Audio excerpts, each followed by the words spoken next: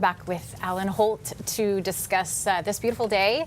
And so nice. I know, and I think I just heard you say it was the ninth warmest. Tied for the ninth. Yeah. Hottest. In the Portland area. In 2026. Yes, for the year. Yeah. Okay. So it was up there, 86. But it didn't feel.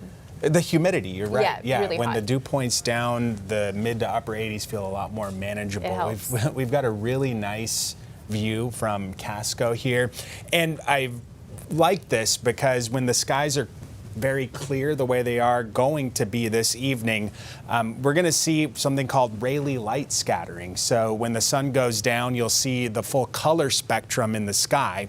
We'll get Roy G. Biv, right? The reds closer to the horizon, and then the darker blues as you get farther up in the atmosphere. Rayleigh light scattering going to happen tonight as the sun goes down, as it does every single night. Crystal clear skies right now. The wind has been gusty up in northern Maine today. It is not right now, but some of the gusts earlier today were well above 30 miles per hour, close to a 40-mile-an-hour gust in Caribou. And the reason for that was the proximity to the low that's departing. This low is also what's driving in the drier air, the lower dew points to Maine today. But northern Maine was close enough to it to catch some of the giddy up from the wind off that low. So nice and dry today. This gets farther away tomorrow, so it won't be as dry, and will start to be more so influenced by a Bermuda high well to the south of Maine. This feature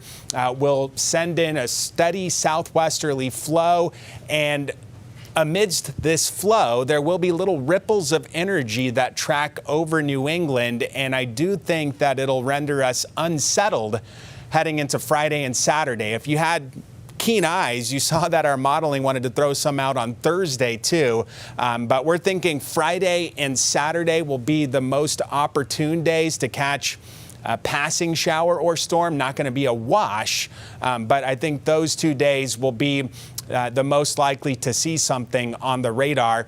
And a lot of times around the periphery of the influence of these large regions of high pressure, that's where the storm track will be. So you'll get little ripples of energy moving over, and with the heat and humidity building, it doesn't take a whole lot to start to generate lift needed for shower or thunderstorm activity. So we're looking at Friday and Saturday for widely scattered to scattered activity. That is not widespread or numerous the way we had yesterday. Shouldn't have much coverage or as much coverage, but enough to be aware of heading into the weekend.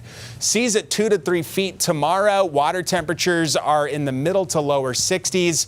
Warm and humid as we work toward the weekend. Look at the 90s inland Thursday and Friday, and with that humidity coming up, overnight lows will not be as cool as they will be tomorrow morning. We're going to be closer to 70 by the weekend. And there are the storm chances too. Friday, Saturday, perhaps Sunday too, with highs at the coast in the upper 80s to around 90. So unsettled, but not widespread on the rain chances heading into the weekend. I think the bigger thing is that it's going to get noticeably humid out there. And it's been a good rhythm too of rain and sun, so that everything's so beautiful and lush. Oh, it's so and nice, we don't right? have to water. So no complaints. Okay, Yeah. sounds good. It's been good. Thanks, Alan. You're welcome.